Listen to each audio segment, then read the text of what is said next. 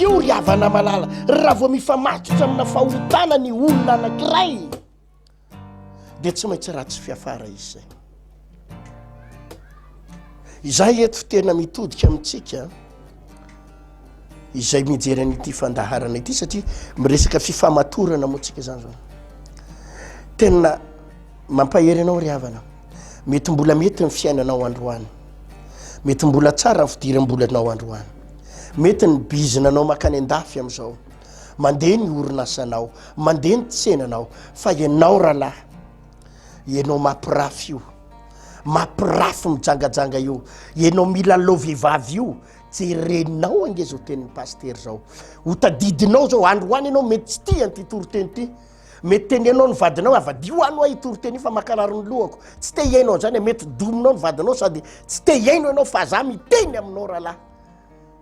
hotadavinao zao toroteny zao hoe inona moa le nitenen'le paster iny tam'zany fa tena potika ny fiainako ty raha va ny fiainako satria lazaiko aminao fa io vehivavy io no anapotika anao ifijangajangana io no anapotika anao reo namandratsy izay mifamatotra aminao reo izay miaraka aminao reo io no animba anao sy anapotika ny fiainanao reo namandratsy reo no animba ny hoavinao mifamatotra amin'inona ny fiainanao mifamatotra amin'izy raha vao ny fahotana ry havako no ifamatoran'ny olona androany mety io androany io namandratsinao io firifiry ry havana firifiry ny olona tsy nanao ratsy akory fa midoboka any atsefa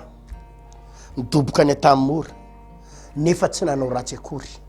tsy nanao ratsy fa saingy zao manana namana ratsy ny famatotra tamina namana ratsy ny famatotra tamina namana ratsy izay nanao asa ratsy dia any ka tsy afa miala tena eto a mametoro-hevitra ny mpino fa taharo hoe mifamatotra amin'izy amin'ny fiainanao raha mifamatotra amin'Andriamanitra amin'ny fiainanao satria ny mpanao salamo eto dia milaza hoe iza no ay any an-danitra tsy misy ety ambony tany riko takanao na dia levona aza ny nofoko sy ny foko dia mbola vato lampoko sy anjarako mandrakizay Andriamanitra indro very zay lavitra anao ary aringanao zay rehetra mijangajanga mafoy anao fa izao dia ny eo akaikin'Andriamanitra matsara raha ohatra k'Andriamanitra no mifamatotra amin'ny fiainanao dia ty torohevitra aza miavinavina man'olona na ratsy ara ny toetran'le olona aza miady aminy na mety mpangalatra izy mpamakitrano izy mety namandratsy izy dia aza miady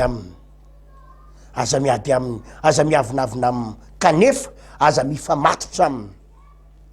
alaviro izy alaviro arabao izy ataovy salio izy